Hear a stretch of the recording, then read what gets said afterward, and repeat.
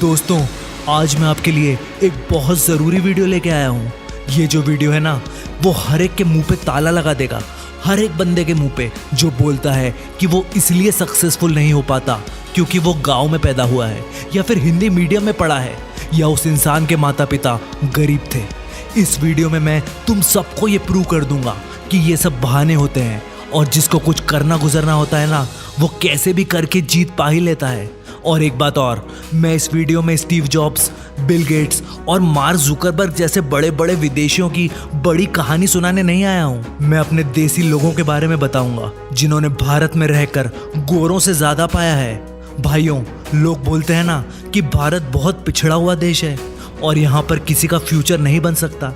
ऐसी बातें quick heal antivirus के मालिक कैलाश कटकर को भी उनके दोस्त बोलते थे। क्विक हील एक ऐसा एंटीवायरस है जो पूरे भारत में सबसे ज़्यादा बिकता है, और इस देसी एंटीवायरस ने मैकेफी और कैस्पर स्काई जैसे एंटीवायरस को भी बिक्री के मामले में पीछे छोड़ दिया है। लेकिन दोस्तों, कैलाश कटकर जिन्होंने क्विक हील एंटीवायरस बनाया है, पहले कैलकुलेटर रिपेयर करने का काम करते थे। आपने कभी रहीमतपुर का नाम सुना है? नहीं सुना होगा, क्योंकि ये एक बहुत ही छोटा सा गांव है, और इसी गांव में कैलाश कटकर ने जन्म लिया था। जब 200 करोड़ के बिजनेस को चलाने वाले कैलाश एक छोटे से गांव के हो सकते हैं, तो आप भी एक छोटे से गांव में पैदा होकर सफलता को प्राप्त क्यों नहीं कर सकते? कैलकुलेटर ही नहीं, कैलाश कटकर ने छोटे रेडियो स्टेशन पर भी काम किया। वो कैलकुलेटर तो सुधारा करते थे, लेकिन साथ ही साथ इलेक्ट्रॉनिक्स के बारे में खूब पढ़ा भी करते थे। उनके पास उस वक्त काम तो कैलकुलेटर सुधारने का था, लेकिन उनको पता था कि आगे चलकर उनको कुछ बड़ा करना है, और इसीलिए वो जब भी समय मिलता तब सेकंड हैंड किताब उठाकर पढ़ाई करना शुरू कर देते। धीरे धीरे उन्होंने इतना पढ़ लिया कि उन्होंने पहले तो खुद का कैलकुलेटर रिपेयर का बिजनेस खोला और फिर सॉफ्टवेयर बनाने की कंपनी खड़ी कर ली। दोस्तों, दिन में चाहो तो 8 घंटे की नौकरी करने के बाद भी इंसान पढ़ाई कर सकता है और अपनी स्किल्स को खूब तराश सकता है। 2007 में जब उन्होंने क्विक हील टेक्नोलॉजीज नामक कंपनी खोली, तब उन पर हंसने वाले लोगों ने ही उनको आगे चलकर गुरु मानना शुरू कर दिया।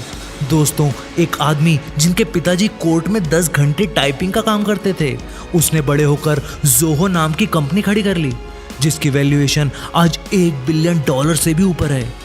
और जिसने ये कंपनी बनाई थी, वो इंसान एक गरीब परिवार का था। श्रीधर वेम्बू उसका नाम था। उनके माता पिता दोनों ने कभी कॉलेज का गेट तक नहीं देखा था। तमिल मीडियम में पढ़े श्रीधर ने खुद से ही इंग्लिश सीखी और अपने आप को कंप्यूटर्स के मामले में एक तरफा नॉलेज वाला बंदा बना लिया। जैसे ही उनको अपॉर्चुनिटी दिखी, वैसे ही उन्होंने अपना प्रोडक्ट फटाफट बनाकर लॉन्च कर दिया, और आज उनका प्रोडक्ट जोहो नाम से बिकता है और पूरी दुनिया में फेमस है। दोस्तों, एक और बात बेहद ज़रूरी है, पैसा हर किसी स्ट्रीम में कमाया जा सकता है। ज़रूरी नहीं कि आपको किसी चीज़ का हाईटेक ज्ञान ही हो, बस जज्बा चाहिए। जज्बा, ऐसा जज्बा जैसा प्रेम गणपति के पास था। प्रेम को द डोसा वाला भी कहा जाता है, क्योंकि एक ऐसे इंसान हैं जिन्होंने एक गुमटी से शुरुआत की, लेकिन बढ़ाते बढ़ाते आज डोसे के 26 आउटलेट खोल लिए और अपनी कंपनी का टर्नओवर 5 करोड़ रुपए से भी ऊपर कर लिया। प्रेम को कोई हाईटेक नॉलेज नहीं था, लेकिन उनके दिल में वो जज्बा था, जैसा जज्बा आज मैं आपके दिलों में जगाना चाहता हूँ। प्रेम पहले मुंबई में बर्तन मांजने का काम करते थे, फिर वेटर बने, फिर डोसे का स्टॉल खोला, और फिर धीरे धीरे उन्होंने पैसों को सेव करना शुरू कर दिया और अपने डोसों का कारोबार बढ़ाते गए। डोसे की क्वालिटी पर 0% कॉम्प्रोमाइज़ किया, और प्रेम ने अपने साथ कई लोगों को जोड़ लिया और 50-50% पार्टनरशिप करके ढेर सारी दुकानें खोल ली। ये दुकानें आज पूरे साउथ में फैली हुई हैं। अगर कोई आपसे बोले कि एक बर्तन साफ करने वाला बंदा 5 करोड़ रुपए का टर्नओवर तक पहुंच सकता है, तो आप बोलोगे कि फिर मैं भी कर सकता हूं। एक बाल काटने वाला नाई था जो बेंगलोर में रहता था। काटता तो वो बाल था, लेकिन वो लग्जूरियस चीज़ों का दीवाना था। साथ ही साथ उसका कारों के प्रति भी गजब का जुनून था। मैं बात कर रहा हूँ रमेश बाबू नामक एक नाई की। दोस्तों, रमेश बाबू कोई ऐसे वैसे नाई नहीं है। ये एक दिन के लाखों रुपए छापते हैं, और फंडा वही है, जुनून। रमेश के पिता भी एक नाई थे जो सिर्फ 7 साल की उम्र में रमेश को छोड़कर हमेशा के लिए चले गए। उनके पिता उस समय सिर्फ 5 रुपए दिन कमाया करते थे, और एक समय की रोटी मिलना भी उनके परिवार को मुश्किल था। रमेश के घर पर कोई पढ़ा लिखा नहीं था और इसीलिए रमेश को पढ़ने का चस्का लग गया।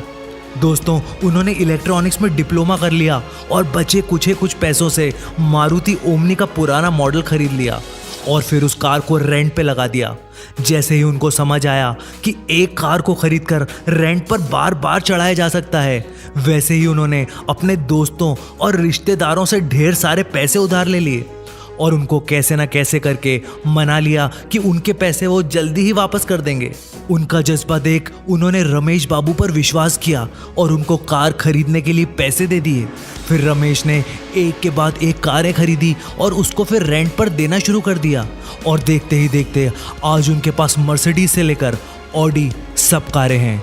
ऐश्वर्या राय बच्चन से लेकर अमिताभ बच्चन तक उनकी कारों का जरूरत पड़ने पर इस्तेमाल कर चुके हैं। दोस्तों, आपकी कंडीशन जो भी हो, आपका पास जो भी हो और आपकी मजबूरियां जो भी हो, अगर मन बना लो तो रास्ते निकल ही आते हैं।